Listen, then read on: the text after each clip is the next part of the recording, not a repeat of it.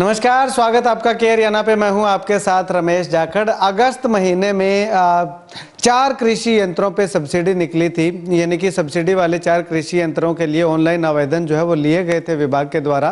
तो उन यंत्रों पे सब्सिडी जो है वो कब तक आएगी, और वो यंत्र जो है वो किसानों को मिल चुके हैं, उनका परमिट जारी हो चुका है, किसानों ने यंत्र खरीद लिए हैं। लेकिन अब सबसे बड़ा इश्यू, सबसे बड़ा सवाल ये है कि वो जो सब्सिडी का पैसा है वो कब आएगा और क्या उसका प्रोसेस जो है वो चल रहा है। इसके साथ साथ प्रणाली प्रबंधन को लेकर के क्या कुछ कदम उठाए जा रहे हैं प्रशासन के द्वारा, वो तमाम मुद्दों पे बातचीत करने के लिए विजय जैन जी हमारे साथ मौजूद हैं, कृषि अधिकारी हैं। इनसे बातचीत करते हैं। जैन साहब, सबसे पहले तो बहुत बहुत स्वागत किया हरियाणा पे। Thank you sir. जैन साहब, अगर बात करें तो अगस्त महीने में जो 4 कृषि यंत्रों के लिए अप्लाई किया था किसानों ने, कौन कौन से कृषि यंत्र वो थे और कितनी सब्सिडी उसमें थी? देखिए, उस समय विभाग द्वारा 4 मशीनों पर सब्सिडी के लिए आवेदन मांगे गए थे, और उन 4 कृषि यंत्रों के नाम और उनकी सब्सिडी मैं आपको बताता हूं। जिसके अंदर सुपर सीडर मशीन, जिस पर कि 1,20,000 रुपये तक की सब्सिडी, यानी कि 50% अमाउंट या मैक्सिमम 1,20,000। बेलिंग मशीन थी जिसमें स्क्वायर बेलर पर 6,60,000 रुपये तक की सब्सिडी या 50% amount, which ever is less. Rack था, रैक पर 1,65,000 रुपये, और एक आपके पास कटर था, कटर पर 27,500 रुपये की सब्सिडी का प्रावधान था। ठीक है। इसमें जैन साहब अभी आपने बताया कि 1,20,000 या 50%, तो इसमें से 1,20,000 मिलेगी या 50% मिलेगी? देखिए, 50% या 1,20,000, जो इसमें से कम होगा जी। मतलब कि अगर मशीन अगर 2 लाख की है तो उसको 50% की सब्सिडी मिलेगी। अगर 2 लाख की है तो 1 लाख हो गया, और अगर मशीन 6 लाख की है तो उसको 1,20,000 की सब्सिडी। जी बिल्कुल ऐसे ही। तो इसमें जैन साहब ये सब्सिडी जो है वो किसानों के खातों में कब तक जो है वो पहुंच जाएगी और क्या प्रोसेस इसका चल रहा है? इसके बारे में विभाग ने जैसे दिशा निर्देश प्राप्त होते हैं, इन मशीनों की फिजिकल वेरिफिकेशन की जाएगी। फिजिकल वेरिफिकेशन विभाग द्वारा जो तारीख निर्धारित की जाती है, पूरे हरियाणा में एक ही समय पर एक ही दिन में की जाएगी। जिन मशीनों की सब्सिडी राशि 1 लाख रुपए या उससे कम है, उनको फिजिकल वेरिफिकेशन के तुरंत बाद उनके खातों में डाल दी जाएगी, और जिन मशीनों पर सब्सिडी 1 लाख रुपए से ज़्यादा है, उन मशीनों की फिजिकल वेरिफिकेशन 15 जनवरी के बाद मशीन की यूटिलाइजेशन और रीवेरिफिकेशन के बाद उनके खातों में 70% और 30% इस प्रकार 2 विभाग से उनके खातों में डाल दी जाएगी। मतलब कि जो महंगी मशीनें हैं, यूं कह सकते हैं कि उनकी 2 बार ही वेरिफिकेशन होगी। जी, उनकी 2 बार वेरिफिकेशन होगी। पहली बार वेरिफिकेशन के बाद 70% राशि उनके खातों में डाल दी जाएगी, और दोबारा वेरिफिकेशन के बाद 30% राशि उनके खातों में डाल दी जाएगी। फिजिकल वेरिफिकेशन करने का क्या औचित्य हम मान के चलें कि यही है कि क्या वाकई में किसान ने वो मशीन खरीदी है, या फिर वैसे ही सब्सिडी लेने के चक्कर में किसान ने फार्म भर दिया? हाँ जी, बिल्कुल ऐसा ही है। मशीनों की वेरिफिकेशन का यही अर्थ होता है कि किसान ने वो मशीन खरीदी है।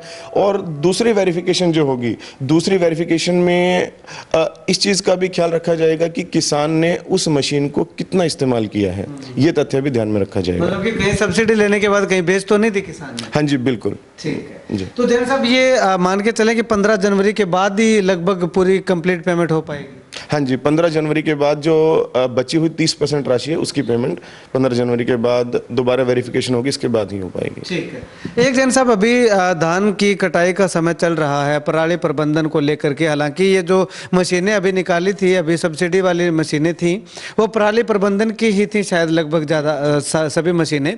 तो अभी पराली प्रबंधन को लेकर के विभाग जो है वो क्या कदम उठा रहा है? देखिए, इसके लिए विलेज लेवल पे भी एक टीम गठित की गई है, ब्लॉक लेवल पे टीम गठित की गई है।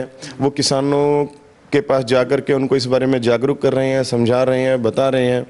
और इसके अलावा जो मशीनें हैं वो किसानों के लिए तैयार हैं, किसानों की सेवा में तैयार हैं। विभाग द्वारा भी किसानों की पूरी मदद की जा रही है। जिसका मशीनें किसी को अगर उपलब्ध नहीं हो पा रही हैं, तो उन किसानों के विभाग में फ़ोन भी आ रहे हैं, उनको अन्य गाँवों से मशीनें उपलब्धता के आधार पर उनको उपलब्ध करवाई जा रही हैं। ठीक है, मतलब कि अगर कोई किसान पराली प्रबंधन करना चाह रहा है, उसको मशीन नहीं मिल रही है, तो विभाग से कांटेक्ट कर सकता है?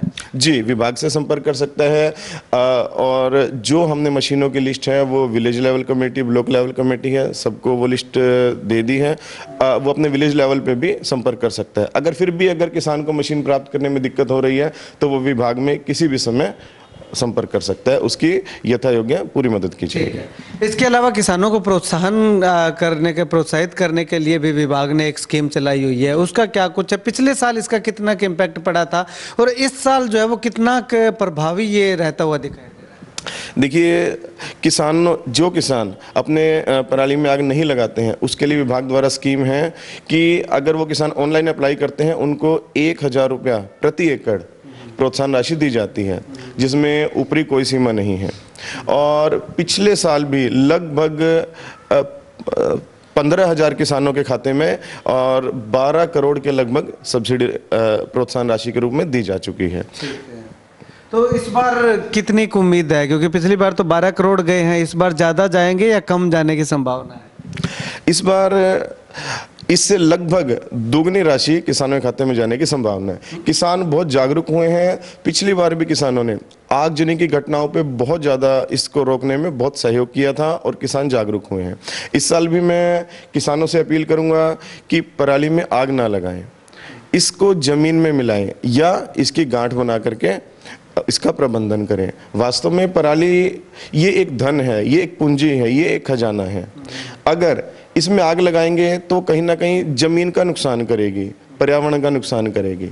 तो मैं सबसे अपील करता हूं किसानों से कि अपनी पराली का भरपूर प्रबंधन करें और इस स्कीम का लाभ उठाएं। और साथ में एक अपील ये भी करूंगा कि ज़्यादा से ज़्यादा ऑनलाइन अप्लाई करें और प्रोत्साहन राशि प्राप्त करें। ठीक है। इसके अलावा सर, गांव के अंदर कमेटियां जो बनाई गई हैं या गौशालाओं को भी सहयोग राशि दी जाती है, तो उन तमाम लोगों को क्या अपील करना चाहेंगे? देखिए, मैं सबसे पहले तो गौशालाओं से अपील करना चाहूँगा कि खेतों में जो भी पराली है उसका उठान करें और पशु चारे के रूप में उपयोग करें। विभाग 15,000 रुपये, अधिकतम 15,000 रुपये प्रति गौशाला को ट्रांसपोर्टेशन चार्जेस के रूप में देता है।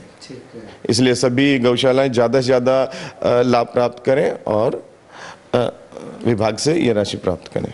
और इसके साथ मैं आपको एक चीज़ और बताना चाहूँगा कि पंचायतें जो गांव पिछले साल रेड जोन में थे, अगर वो पराली प्रबंधन करते हैं और ग्रीन जोन में आते हैं, उनको विभाग की तरफ से 1 लाख रुपए, और जो पंचायतें येलो जोन में थी अगर वो पराली प्रबंधन करके ग्रीन जोन में आते हैं, उनको 50,000 रुपये प्रति पंचायत दिए जाएंगे। मैं उनसे भी अनुरोध करूंगा कि ज़्यादा से ज़्यादा पराली प्रबंधन करें और विभाग द्वारा दी गई स्कीमों का पूरा लाभ उठाएं। चलिए, शुक्रिया सर बातचीत के लिए। तो विजय जैन जी हमारे साथ मौजूद थे, तो इन्होंने तमाम जो पराली प्रबंधन पे जो सरकार की स्कीम जो चल रही है, विभाग की जो स्कीम चल रही है, उन पे प्रकाश डाला है, उसके बारे में आपको अवगत करवाया है। और ऐसे में अगर बात करें तो जो पीछे अगस्त महीने में 4 अगस्त 2024 उसका लास्ट डेट थी, जिन्होंने अप्लाई किया था उनको मशीनें जो है वो मिल चुकी हैं, पराली प्रबंधन की तमाम मशीनें, और उसकी सब्सिडी जो है वो जनवरी तक आने की संभावना है, कंप्लीट सब्सिडी।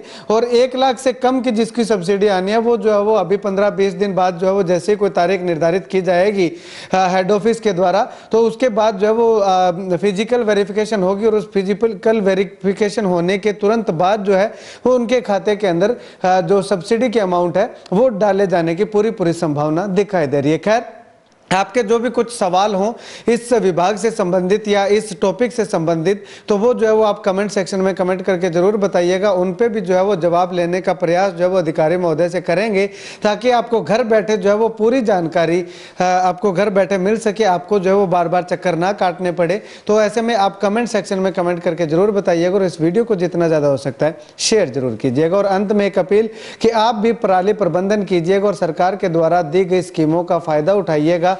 और गौशालाओं से भी अनुरोध है कि किसी भी खेत में अगर पराली रखी हुई है, किसी ने आग लगानी है, तो उसमें जा करके जो है वो, क्योंकि ट्रांसपोर्ट का खर्चा जो है वो विभाग के द्वारा वहन किया जा रहा है, तो आप जो है वो उस पराली को ला करके सूखे चारे के रूप में पशुओं को, गौ माता को जो है वो आप खिला सकते हैं। इस वीडियो को जितना ज़्यादा हो सकता है शेयर कीजिएगा। बहुत बहुत धन्यवाद।